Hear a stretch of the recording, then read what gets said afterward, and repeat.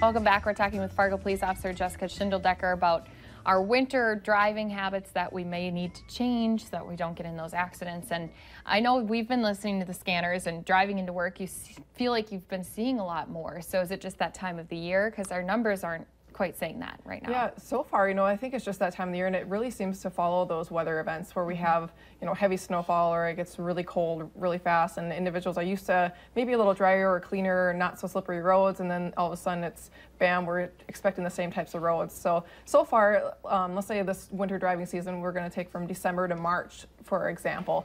But December up until yesterday when I ran the numbers, we're not even at 1,300 total accidents yet. It sounds like a lot it is a lot for just a couple of months, almost 1,300 accidents, but it's still considerably less than what we saw last year. So back in 2016, from December through March, let's say those are those peak winter driving seasons, there was over 2,100 total accidents. So we're a little far off from 2,100 with 2 more months of that winter driving left. So hopefully we'll be well below that.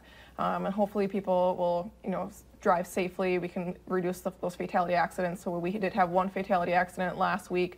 It's still unknown whether or not any sort of road conditions were a contributing factor to that accident, but it could have been.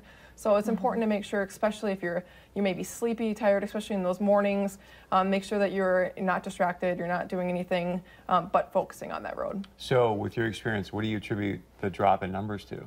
It's really hard to know. It's typically, let's see, last year we saw a drop in traffic citations that were issued. So does that mean that we have less officers available to issue those citations because of calls for service, or is it because we have better drivers out there? It's really hard to know exactly why, but hopefully I would like to think that it's because we have better drivers out there. I would say it's because it was so cold, nobody wanted to go outside. Right? That could be one of them. Possibility. Or maybe me, because I have noticed I'm a lot more like, if I pull up at the stoplight and I see someone, I give them like the dirty look. Yep. If they're texting away and they're like this. I'm like, you. Yeah. I saw this really great article that was circulating on Facebook about how a journalist did a ride-along, or not even a ride-along. He got to drive in an actual marked cruiser.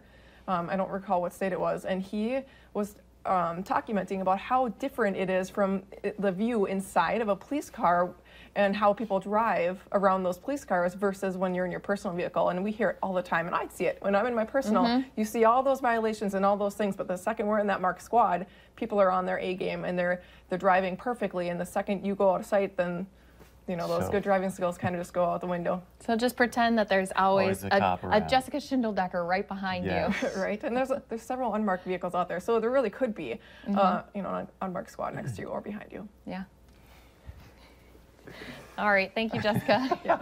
Drive safe. Yeah, I was gonna say, you should come up with some app where you can cram in radio signals like, we're watching you. So Fargo Police, thanks for being here, Jessica. Oh, of course, Big Brother, right? All right, yeah.